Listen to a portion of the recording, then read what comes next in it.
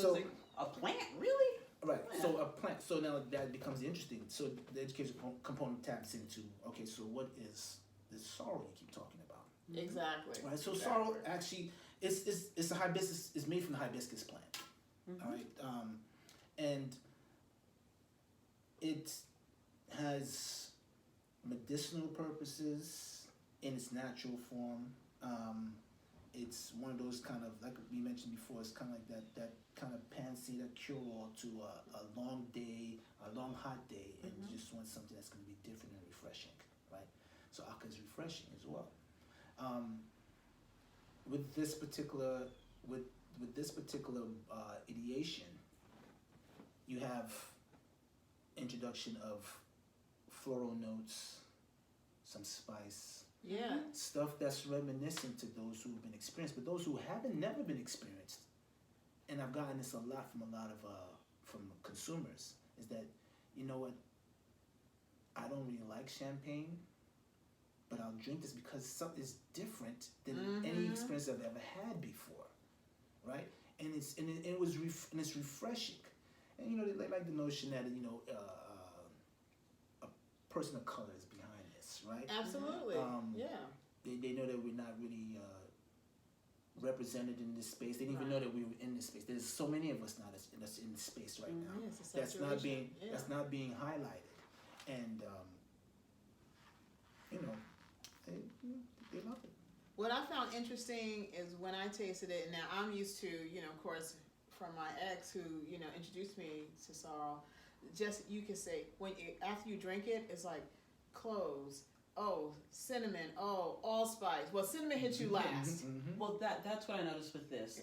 I tasted it and it's like, oh, the sorrel, I recognize that. Ooh, ginger. Right, ginger, right.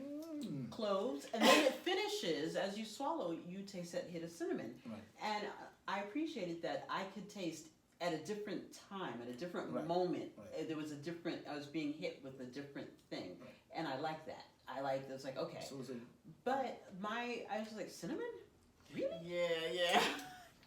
And then, because, again, to me, my first try with sorrel was made by someone who did not, maybe she did put cinnamon in it, but it wasn't layered. I mean, I taste sorrel, I taste ginger, and that's what, and I love ginger. Right. And so that's why I enjoy it. So every island, to your point, have their own way of curating sorrel, right? Okay. So they use stuff that's pretty much indigenous of that island. Like Jamaica is very, very, they love ginger. Yes, right? That's what I'm used to. Jamaicans love ginger, they'll ginger everything. And their sorrels normally have a very high content of ginger. You can always pick it up. So always get that. Exactly. Curative. It was like, oh, I feel it burning all right. I feel good already, right? So, but other islands don't. They may use less ginger or no ginger, or they use some other spices that are a bit more indigenous of the island, right, to help elevate their version of sorrel, right? So using these different spices, I thought it would be something interesting to introduce that in a sparkling wine with the effervescence to help now, to your point, start pinpointing with the bubbles. That's the beautiful thing about bubbles or effervescence, that as you consume the bubbles, once they actually explode into your mouth, you start to experience everything that's going on. So one by one, and it draws you in more. Yeah. Right. And so it was important for me to now also that I made something that made sense, right? That people would, and I know we're in a space now that we covet the idea of having options and not being kind of pinholed into this one area, and something that would be a little bit exciting. I made sure that I know that sorrel has a very beautiful color hue. This burgundy hue is attractive. When you nose it, you pick up certain notes, and it brings you in like this. What's going on here? Exactly. I need to know. Right. I need to know. And then once you, from this first sip on until you go through the glass and then through the bottle and hopefully other bottles, and you just bring yourself into this new experience in sparkling wine that's never been done before. Well, I want to ask, it's bubbly, and you've named it a demi-secco because it is sparkling, but And is that that's not a result of the natural fermentation. That's added. I don't want you to give me the whole recipe, but well, actually, it's with a lot of different sparkling wines. People tend to add different things at certain points of its production. okay. This is natural, added in during the second fermentation. Okay. Okay. Because you want to have that marriage, a healthy marriage, right? So Right. to find out how the two are going to actually work together. right. This particular grape that we're using right now is called the Cayuga grape, right? So that's specific in one region right now, which is upstate New York and Finger Lakes. Okay, I didn't realize there was because again I tasted the sorrel. Right. I know what sorrel tastes like, Right. and I tasted that. I didn't realize there added grapes to it. Well, no, it's made from grapes. This is for all intents and purposes. This is a wine through and through. The only additive is the actual essence itself. Really? So it goes through the whole process of fermentation through tanks. This goes through the charmat. And now method. I skipped a question, and So now I'm going to go it back. sleeps in tanks. It sleeps in tanks. There are Because grapes. I thought you were because I know You of should do some smidge. hibiscus plants. Right. All I'm thinking is that you were getting hibiscus plants that were No. Impossible. You need grapes. Whoa. You need grapes. This is a wine. By all intents and purposes. Is it a white wine category? This would be in the red wine A category. red wine because it has white wine properties. well, don't forget that all grapes, like wines, they're white, right? Or red, right? So once you peel the red grape, the flesh is white. right? So the red is the actual skin of the grape is actually gives it its color. Red wines gives it its color. I have this is like Mind blown. exactly. So yes, so Because I'm thinking, he's in a sink someplace. No, or that's- the hibiscus. so this is not being- on a bag. just so everyone knows, and we're clear, this is not made in the bathtub. No, but I know that it's no sink. And there's no sorrel real- is a labor intensive. It is. And I'm Absolutely. thinking, how did Absolutely. he manage to get? And this is From my own. this, This is you my gotta own watch. home batch. I'm the master blender, right? This is my home batch. Wow. So this is my passed down. Like this is my version, our version of what sorrel should taste like, right? But and also, I don't want to get too wrapped up in sorrel. Sorrel is just the profile, the first ideation of Acca. But I'm saying, I say that to say that sorrel to me is the drink. Acca Sorrel is the effervescent nectar experience.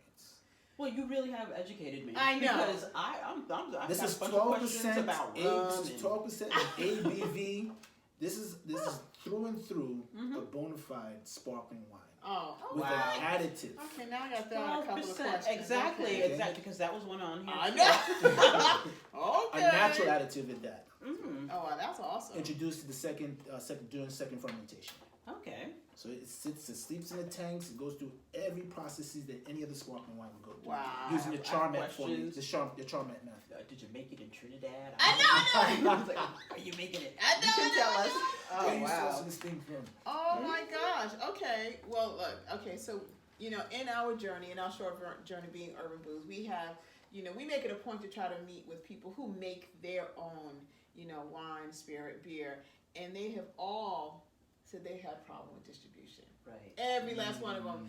One even kind of shared that she felt like she was in a Good Guys situation, Goodfellas, where they were like, right.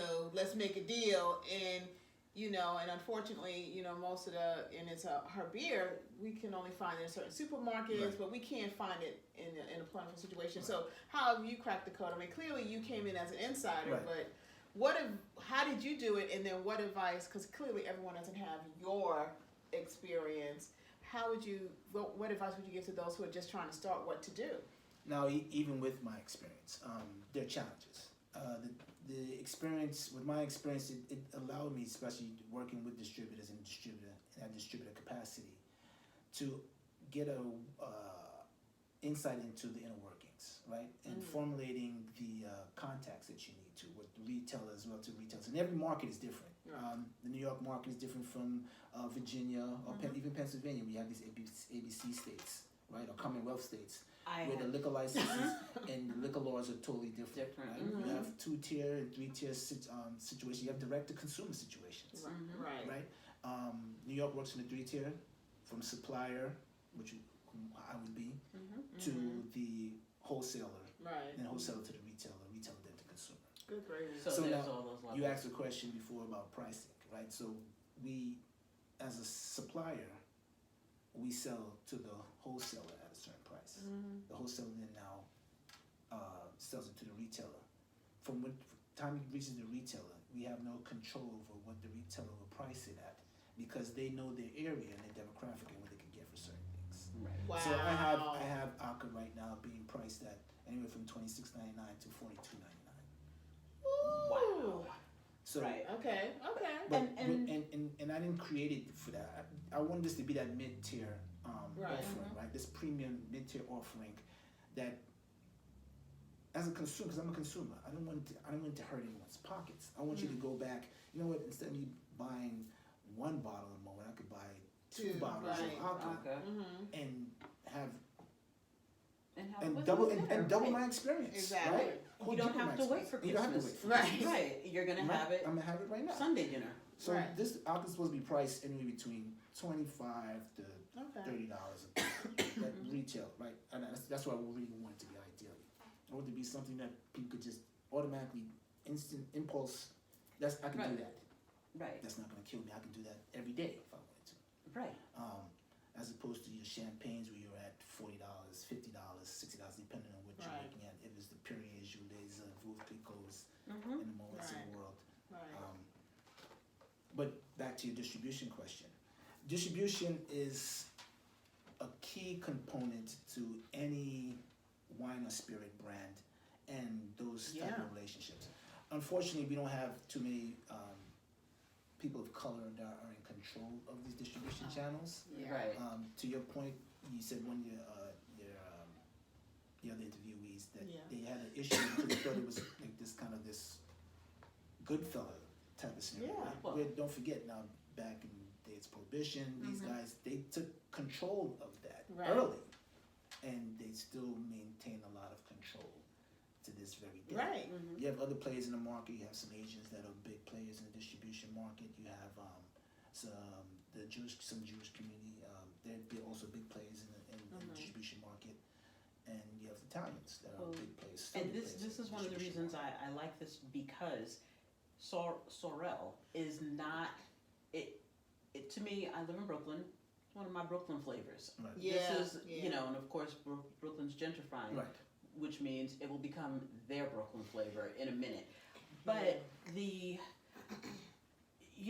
it's something that I have that I know is going to go with my meal. Like, I will make fried chicken and I will season it with jerk. Because I need to get it in there. Right. It's like, well, I was out all day. I need to get the flavor in there quick. What's going to do it? Oh, put some of that Walker's Wood on it. Let it sit there for a minute. Put it in the grease. It'll be fine. What will stand up? This, which I like, is going to stand up to that. This will make it, it's not a bland wine. Right. It is a flavorful wine. Right. And I'm having flavorful food. And so, I'm enjoying it. And I can't think of a Riesling that's going to go with jerk fried and chicken. even if you were having, if your palate was bland, right? If you're not into different spices, this is something that I think would also enhance the experience, give you that little balance between the two. And you had asked before, what's a good pairing? And people always often ask me, who do you liken yourself to in the industry, in the market, right? Who do you compare yourself to? I said we don't compare ourselves to no one. Right. Respectfully, there are a lot of powerhouses out there, but no one is doing no one's offering or doing what we're doing in regards to this new product line, this new line extension of effervescent nectars segment in sparkling wine now. Wow. Well, now I want to ask, can I get it? Because you talked about the 3 tiers of this is the sort of thing So I'll where bring. can we find Where it? can we find it locally? Can I get it nationally, or am I going to have to put it in the car and drive? And then, well, no, because that's the thing. If, no, you know, those are excellent, valid questions, and